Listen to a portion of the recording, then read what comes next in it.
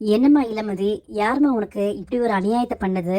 பரம என்னை காப்பாத்த வந்த போதுதான் நானே கண் முழிச்சேன். இளமதிக்கு இப்படி பண்ண அந்த லாரி டிரைவரையும் கிளீனரையும் போலீஸ்காரங்க பிடிச்சிட்டாங்க. அடிக்கிற அடியில இது யாரு செய்ய சொன்னானுங்கிற உண்மையை அவங்க சொல்லிடுவாங்க. ரிஷி, நீ தானே இதை பண்ண?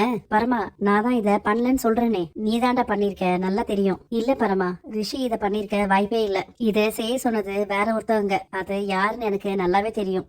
யாரு இளமதி, யார சொல்ற? அது இவங்கதான். நீ யார அம்மான்னு வாய் நிறைய கூப்பிட்டு இருந்தியோ அவங்கதான். சண்டைக்கோழி, என்ன பேசுற? அவங்க நம்ம மேல உயிரே வச்சிருக்காங்க. நம்ம கல்யாணம் பெருசா நடக்கணும்னு அம்மா ரொம்ப ஆசையோடையும் கனவோடையும் இருக்காங்க. தயவு செஞ்சு இப்படி எல்லாம் பேசாத.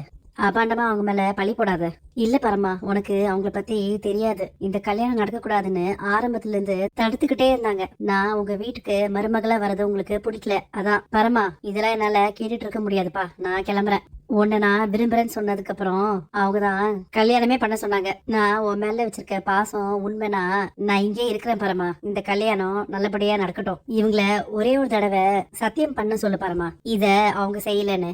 நான் பண்றேன் பரமா, சத்தியம் தானே, நான் பண்றேன். இல்லம்மா, எதுக்கு நீங்க போய் சத்தியம் எல்லாம் பண்ணிக்கிட்டு? வேண்டாமா. சத்தியமா எனக்கும் நடந்த விஷயத்துக்கும் எந்த சம்மந்தமும் இல்ல. இனிமேல் ஒரு சின்ன விஷயம் நடந்தா கூட பரமனுக்கு அவங்க அம்மா மேல சந்தேகம் வரும். அதனால கலாவும் பயந்துகிட்டு இருப்பாங்க.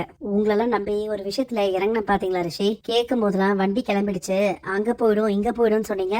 கடைசியில பரமனே அவளை கண்டுபிடிச்சு நேரா மண்டபத்துக்கு கூட்டிட்டு வந்திருக்கான். நீயும் கலாமாவும் எனக்கு ரெண்டு கண்ணு. நான் தான் எங்க அம்மா பத்தி உன்கிட்ட நிறைய சொல்லியிருக்கேன்ல. அவங்க மட்டும் என்ன நல்லா பாத்துக்கலன்னு வையே, பசி பட்னின்னு நான் கஷ்டப்பட்டிருப்பேன். சரி பரமா, இனிமேல் நான் உங்க அம்மா பத்தி பேசல. இந்த மோதிரத்தை உன்கிட்ட குடுத்துட்டு போலாம் தான் வந்த சண்டைக்கோழி.